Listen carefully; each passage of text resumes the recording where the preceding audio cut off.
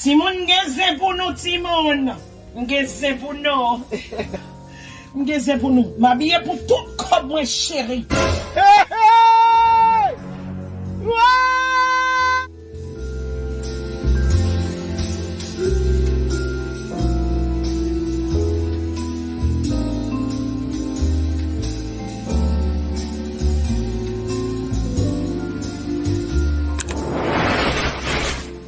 Accusé, le malin comme on dit d'avel, pas tavel. C'est où t'accusé? Où t'es là, l'aime d'après qu'on avec là?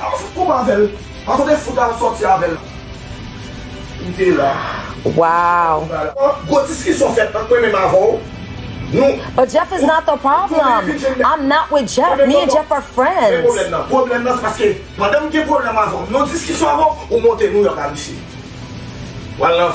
Non, parce que où t'as accusé, le malin comme on dit d'avel, pas tavel.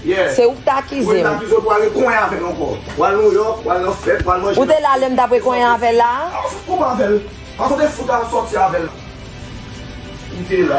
Wow. Yo, qu'est-ce que tu qu'est-ce qui était là? Qu'est-ce qui était où ça? Non, mais qu'est-ce que tu vas à ça?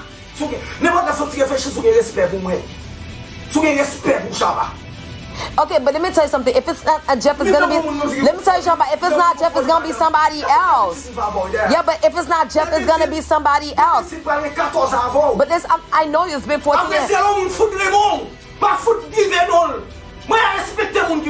I don't respect you still. Like you didn't used to fuck on me. You act like you a saint. You act like you innocent. You're not innocent. Are you innocent? Okay. But I wasn't with you when I was with Jeff. We weren't together no more.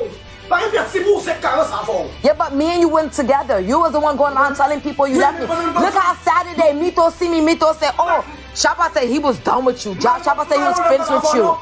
But you was telling people you were done. Okay, but if I was with Jeff, I wasn't with you. I could have done everything I wanted to do. That's what I was telling you the whole time. Wow. You still don't want to allow that we weren't together. We wasn't sleeping. We wasn't sleeping.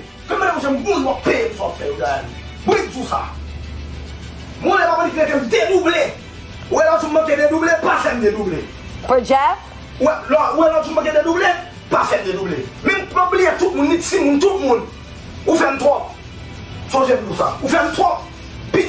why don't you just leave me alone, Shabba?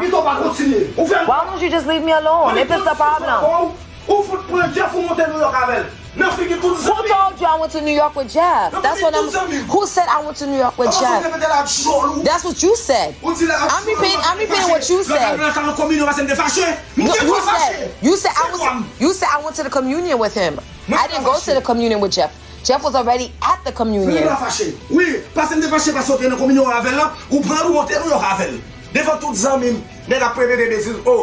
Those are your people that was saying that. They don't give a fuck about you.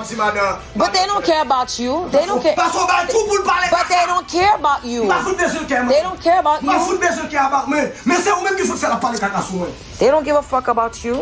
Et en fait, pendant ce semaine-là, t'as une pile belle ambiance, sauf que moun Laskaobas mandé Cadillac avec Beijing. Le Beijing a venu jouer Laskaobas si à la prochaine fois pour le mettre à sous lui. Parce que c'est pas non rage l'avenir, donc c'est dans ville l'avenir.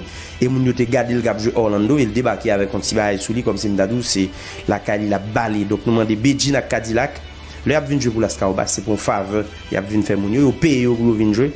Donc respecter public là et c'est ça qui fait que public là Laskaobas relé un moué Charles Barré des Beijing qui pas habillé qui vient avec tête ton gens comme si tout le monde ouais que son honte.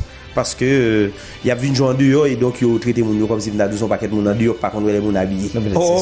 Internet moun yo garder ouais comment va yo fait. Donc la prochaine fois que nous demandons pour Beijing habiller la vinn Laskaobas parce que c'est pas non rage la venir c'est non ville, faut le respect pour public là.